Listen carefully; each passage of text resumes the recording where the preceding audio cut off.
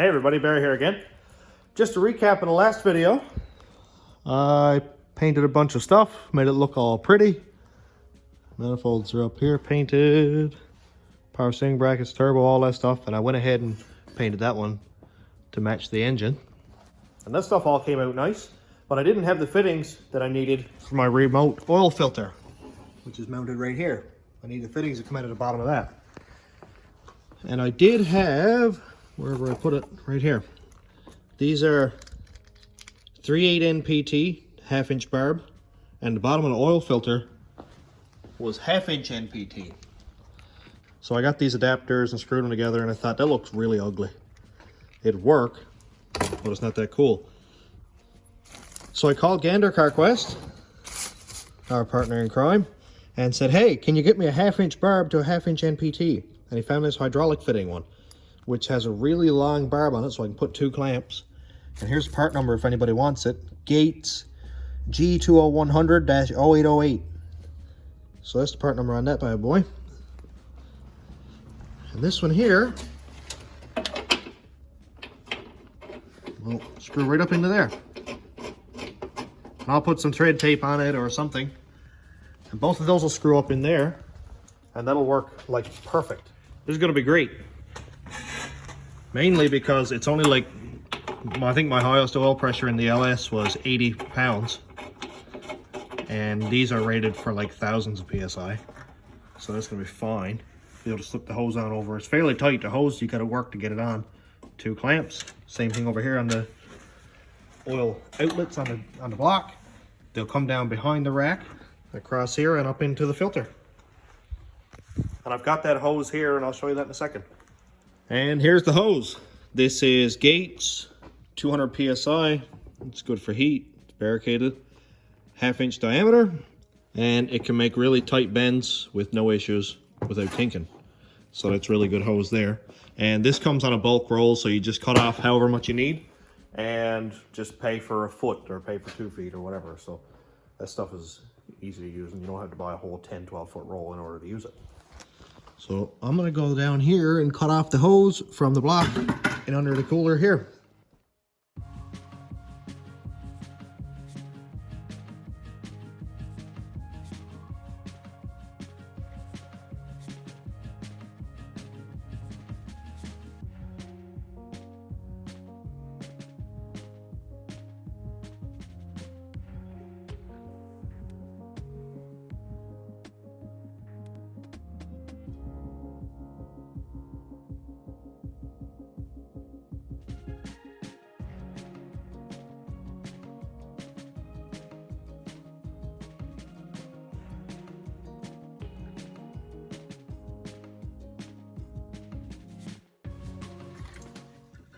I've got the lines cut going from the block up around the frame rail, up into the bottom of the filter like this. I'm using really wide clamps, stainless ones, nice and strong, and I'm doubling them up. That'll work really well on these because the double clamp is going to provide lots of clamping force and it's not going to come off. Stainless clamps won't rust. Now I've just got to screw these barbed fittings into the bottom of the filter canister. And being pipe tread, it needs some sort of a sealant. And I always like to use this stuff just because. This is Permatex 2-part epoxy. Cold weld it's called. I use it on all this stuff because it seals. I'm not planning on taking this apart. And if I do go to take it apart, a lot of times, a lot of force with a ratchet and they'll crack and they'll come off fine anyway. But this will help seal it and make sure that any vibration won't make them leak or anything.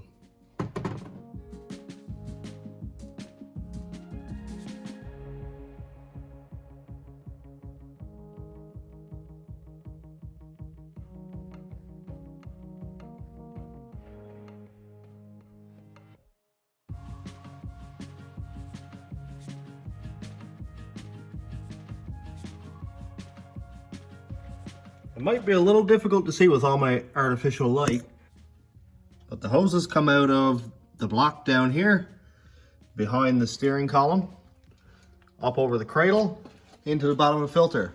It looks a little bit freaky with all the clamps on it, but it's definitely not going anywhere. I just need to make a bracket so I can mount the hoses so they're not flopping around and chafing and stuff. So I'll come off of right here with the bracket, because there's factory bolt holes there. Come up and clamp the hoses to it. Also today I got my tap come in so I can make my turbo feed line. I'll just have to drill out the hole here and tap it to quarter pipe tread. This one here's a Century bit, 95202 is the part number. And I'll drill it straight in through there, tap it, and screw this thing on. I tried to find an M16 by 1.5 to quarter pipe tread adapter, and it's online. I can wait a month for it because that's what shipping to Newfoundland takes. I don't have a month. So I'm gonna make it.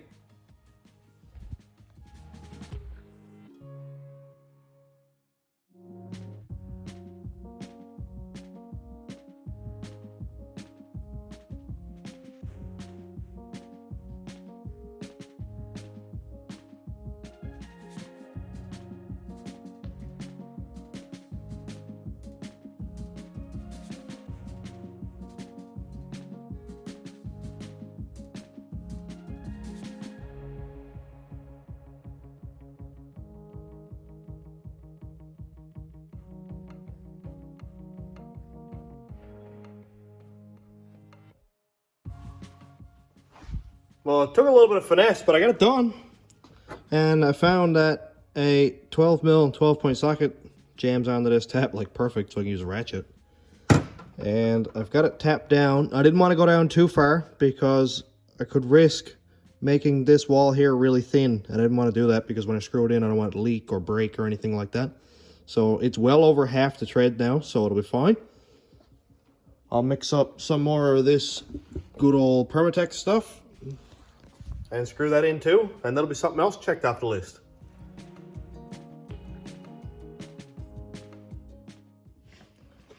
I got some of the two-part epoxy put on the treads from the adapter to the nut, and I just used some ultra copper silicone here, mainly because I want to be able to remove this plug if I have to, but that'll seal the treads.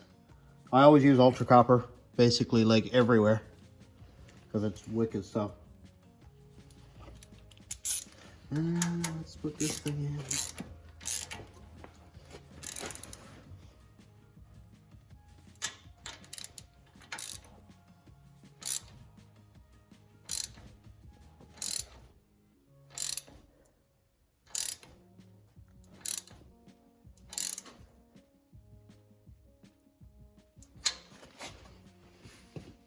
And there's our turbo feed. Now that the adapter nut is in place, I can take my oil feed line and screw it right on. I mean, that looks kind of cool. It's pretty industrial looking. And also, my line is probably 5 feet long. So there's lots of room for it to go down and under the base pan, probably behind the sump back here like that maybe. And then come directly up to the turbo. Now that both oil feeds are done, the filter and the turbo, I'm gonna go ahead and start bolting some stuff on. I got a couple new gaskets. These are new manifold gaskets. This is generic for LS stuff. 6 liter, 62, 57, 53, 48, MS 92467 is the part number for those exhaust manifold gaskets. And I don't actually have the number on these at the moment because they came out of a timing cover kit. But I'll see if I can get that for you and write it in the description. After I get everything here bolted on, all I gotta do is basically either connect the hoses to the intercooler and up to the throttle body, or just to get it running, connect the turbo right to the throttle body, just to hear it go phew. And then after that, I'll get it all hooked up and correct and stuff, because I really, really want to get this thing fired up. And so close. I'm not gonna finish the fuel system to get it fired up. I'm just gonna put a fuel pump in a can and lace it. Just get it running, because I wanna hear it. So I'll pull the PCM out of the Cadillac because I still don't have mine deleted yet. It's not a big deal, it's not ready. So pull the PCM out of the Cadillac, put a 3-bar tune in it, and let's get it fired up. But before that, I gotta bolt a lot of stuff on. So let's get that done first. Before I go further, I just wanted to point out here, these are LS exhaust manifold hardware kit. This is all the bolts for the exhaust manifolds. They're hardened, or grade 8, I guess you would say. Metric is grade 10.9. And the part number on here is 03413B. These are not expensive. I think it's like less than 20 bucks for the whole box. That's both sides. So rather than putting in like grade, I don't know, the soft grade metric bolt and having them break off in a year, you're better off using the upgraded Dorman stuff. They're lifetime warranty, and you won't have to put them in a second time.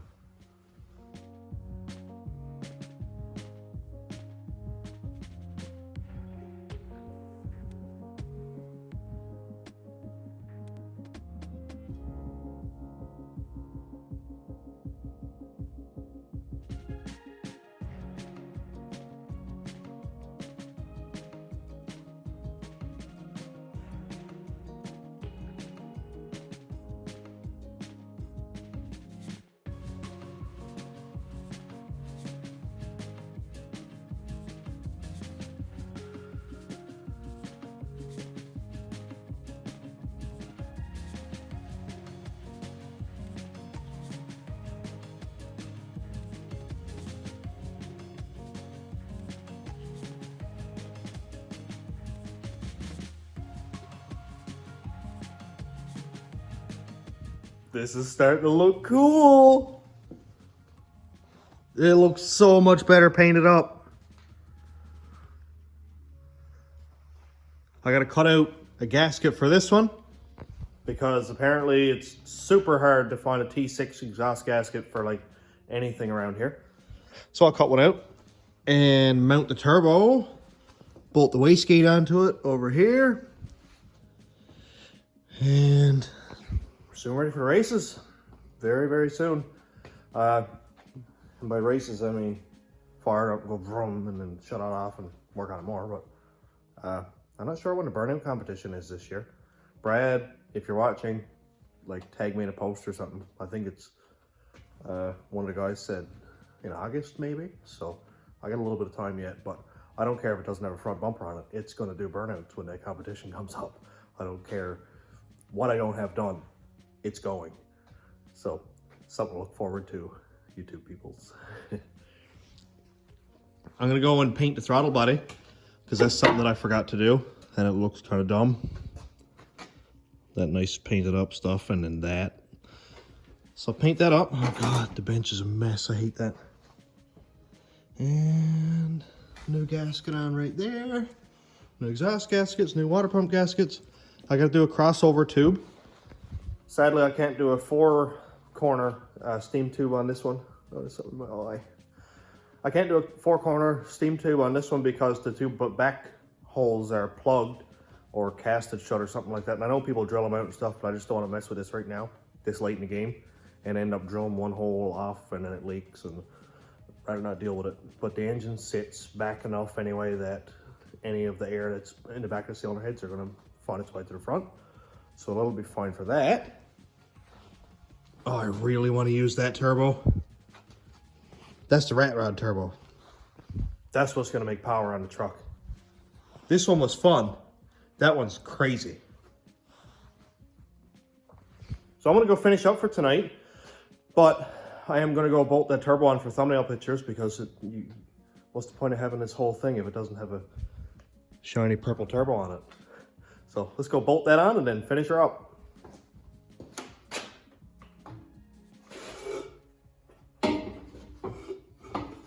I didn't make it dirty.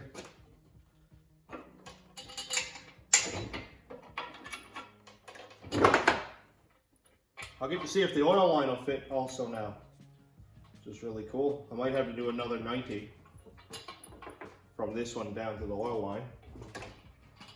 But whatever it means, not a big deal.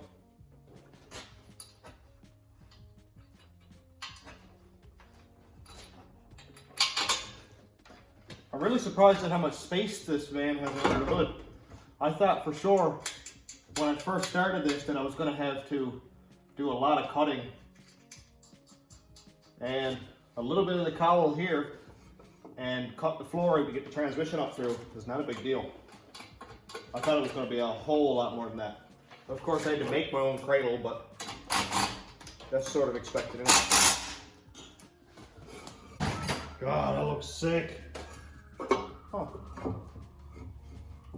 I should put a clamp on that.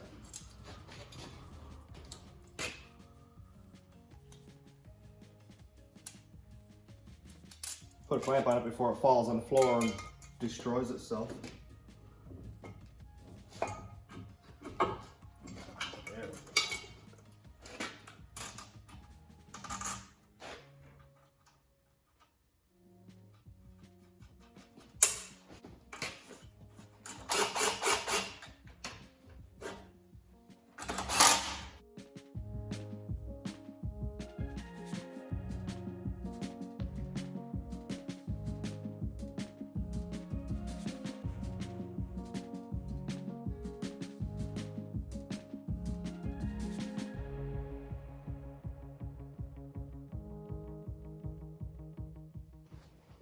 Just a note, Tim Hortons coffee cup lid is like the best throttle body plug when you're painting. Looks so good. Oh, I love it. The turbo is perfectly matched to the engine too. That's what I like about it. Purple block and turbo, and that's it. That's enough purple. I had a couple people suggest, you know, doing the water pump or doing the pulleys or whatever purple, which I think would look cool, but I think it would be too much. So it's nice to have one color and then another completely opposite color to accent it. And this is the way I've done it on all of them. On the Cadillac, on the Rat Rod. The Rat Rod engine was Ford Blue, or old Ford Blue, the real light one. And had black accessories, and it looked wicked. It's not too much of that one big pop color. So, you know, the black kind of sets it off. And it looked really good. So let's talk about next video. I'll get the fuel system pretty much wrapped up, get the injectors in it, get the fuel rail in it. I'm going to test the injectors again before I put them back in because I had some tuning issues with the Cadillac. It was either like wicked rich or wicked lean, and I'm worried that I had one or two injectors starting to leak down and maybe failing. So I'm going to test them just to be sure, make sure it wasn't my wideband issue or something like that. Put those in, fuel rail, pump, some air lines, that kind of thing, or air hoses, I guess I should say, and then getting it fired up. So hopefully within the next few days, I'll be having a video with a thumbnail that says, it's running. That'll be really, really, really exciting. I cannot wait. So that's all for tonight. Thanks for tuning in again. Have a good night, everybody.